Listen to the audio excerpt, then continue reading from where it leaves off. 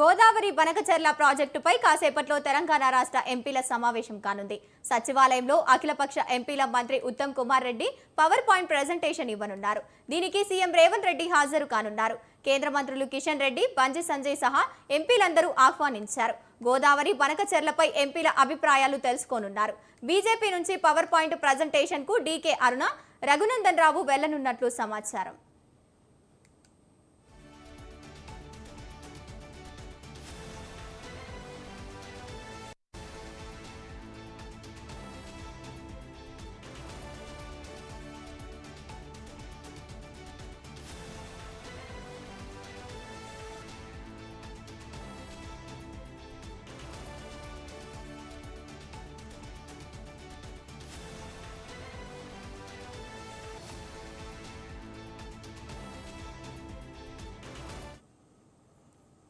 గోదావరి బనకచెర్ల ప్రాజెక్టుపై కాసేపట్లో తెలంగాణ రాష్ట్ర ఎంపీల సమావేశం కానుంది.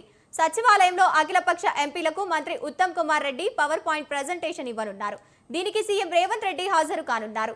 కేంద్ర మంత్రులు కిషన్ రెడ్డి, బండి సంజయ్ సహా ఎంపీలందరినీ ఆహ్వానించారు. గోదావరి బనకచెర్లపై ఎంపీల అభిప్రాయాలు తీసుకోనున్నారు.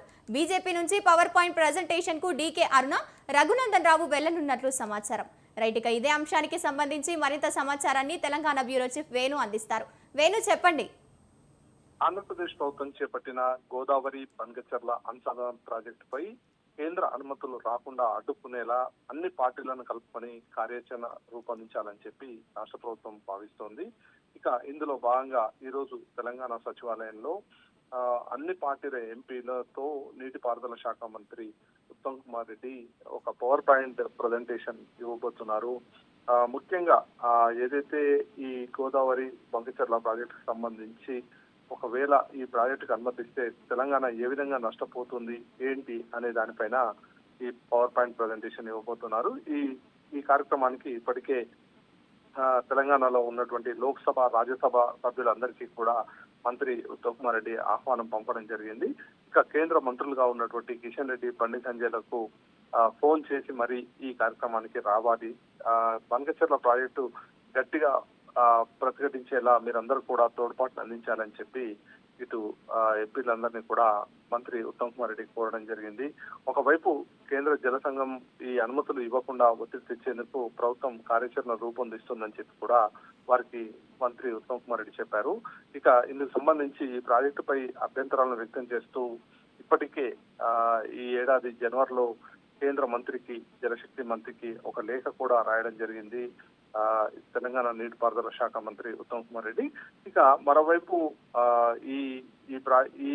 ఏదైతే ఈ గోదావరి బనకచెర్ల ప్రాజెక్టుకు నీటి కేటాయింపుల్లో లేవు, ఏదైతే గోదావరి ట్రిబ్యునల్ ఉందో దాని ప్రకారం కానీ, మరోవైపు రాష్ట్ర విభజన జరిగినప్పుడు జరిపినటువంటి కేటాయింపులకు సంబంధించి కూడా ఈ రెండు అంశాలను ప్రధానంగా నీటిపారుదల శాఖ మంత్రి ఉత్తమ్ కుమార్ రెడ్డి లేవనెత్తడం జరిగింది ఈ లేఖలో. మరోవైపు ఏదైతే ఇప్పటికే ఏపీ ప్రభుత్వం ఈ ప్రాజెక్టుకు సంబంధించి డిపిఆర్ కూడా కేంద్ర ప్రభుత్వానికి సమర్పించడం జరిగింది.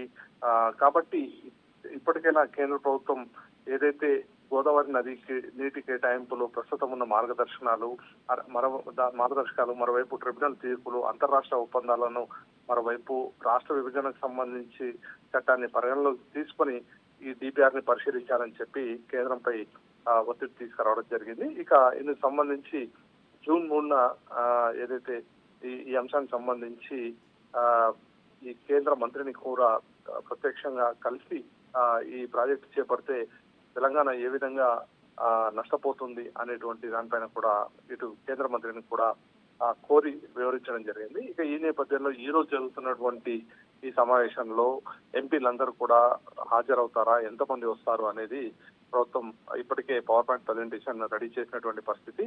ఇక ఈ కార్యక్రమంలో ఇటు రాష్ట్ర ఎంపీలతో పాటు ముఖ్యమంత్రి రేవంత్ రెడ్డి కూడా పార్టిసిపేట్ చేయబోతున్నారు. అయితే ఈ నెల 19న మంత్రి సిఆర్ పాటిల్తో ఉత్తమ్ కుమార్ రెడ్డి కూడా ఢిల్లీలో సమావేశం కాబోతున్నారు. ఈ ప్రాజెక్టుపై అభ్యంతరాలు వ్యక్తం చేస్తున్నప్పటికీ ఏపీ ప్రభుత్వం ముందుకు వెళ్తుండడం, ఇటీవల ఈ సమావేశంలో కేంద్ర సంస్థలకు చెందిన పలువురు అధికారులు చేసిన వ్యాఖ్యలపై పాటిల్కి ఈ ఉత్తమ్ కుమార్ రెడ్డి వివరించబోతున్నారు. అయితే ఈ ఈ ఈ ఏదైతే ఈ రోజు జరుపుతున్నటువంటి ఈ సమావేశం ప్రధానంగా ఏపీ ప్రభుత్వం చేపడుతున్నటువంటి గోదావరి పంగచర్ల అనుసంధాన ప్రాజెక్టు ఏదైతే ఉందో దీన్ని అడ్డుకునేలా ఇటు ఎంపీలు కూడా కేంద్రంపై ఒత్తిడి తీసుకొచ్చేలా కూడా రాష్ట్ర ప్రభుత్వం ప్రతిపాదనలు సిద్ధం చేస్తోంది. ఇదే అంశాన్ని కేంద్ర ప్రభుత్వం దృష్టికి కూడా తీసుకెళ్లబోతోంది. Right, thank you Venu.